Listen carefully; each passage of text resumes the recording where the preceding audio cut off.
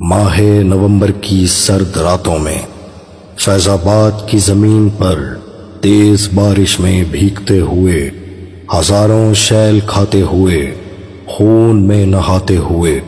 ظلم و بربریت کے آگے تحفظ ختم نبوت صلی اللہ علیہ وآلہ وسلم کی خاطر تاریخ رقم کرتے ہوئے عاشقوں کا امتحان۔ سن 2017 میں جب پاکستان قومی اسمبلی میں حکومت پاکستان کی جانب سے ختم نبوت کے قانون میں ترمیم کی گئی، تب 6 نومبر 2017 کو تحریک لبیک یا رسول اللہ صلی اللہ علیہ وسلم کی جانب سے فیض آباد میں دھرنا دیا گیا۔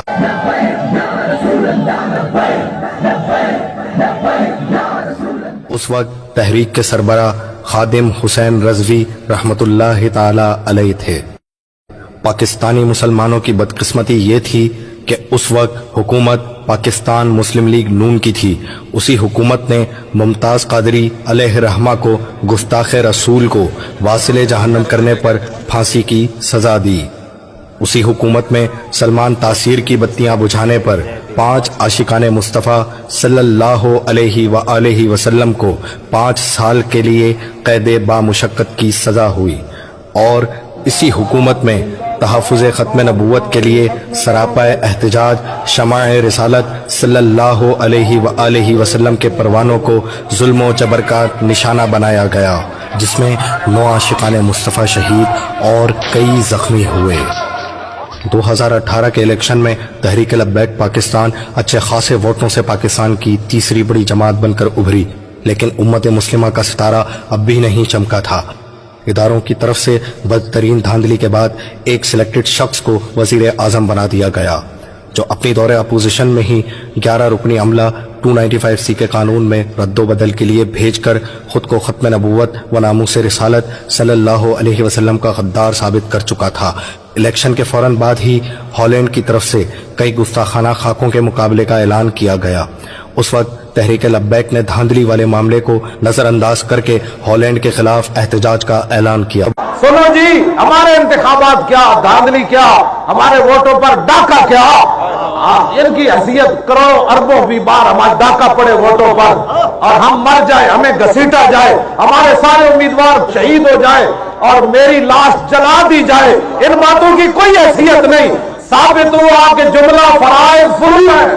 اصل رسول بندگی استاد پر کی ہے۔ یہ اعلان کیا جب ہالینڈ کے گستاخ گرٹ ولڈر نے ناپاک اور گستاخانہ خاکوں کا مقابلہ منعقد کروانے کا اعلان کیا، تو ہمیشہ کی طرح سب سے گرجدار للکار اور مزاحمتی آواز تحریک لبیک پاکستان کی جانب سے اٹھائی گئی۔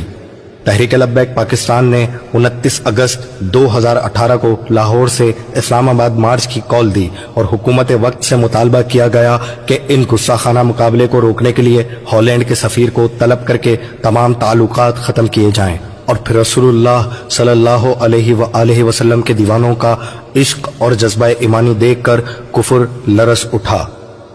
گستاخ گرٹ ولڈر نے یہ مقابلہ منسوخ کر دیا، اور اس طرح یہ قافلہ عشق و مستی میں جہلم کے قریب سے فتح و کامرانی سے سرشار واپس لوٹ آیا۔ اقتدار ملتے ہی نیازی حکومت نے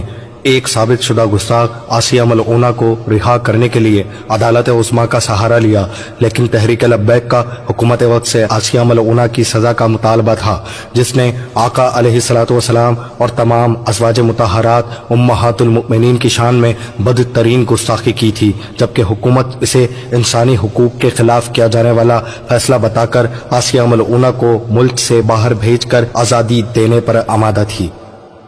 بار بار مطالبہ کی بنا پر تحریک کے کارکنان اور علماء کرام کی گرفتاریوں کا سلسلہ شروع ہو گیا،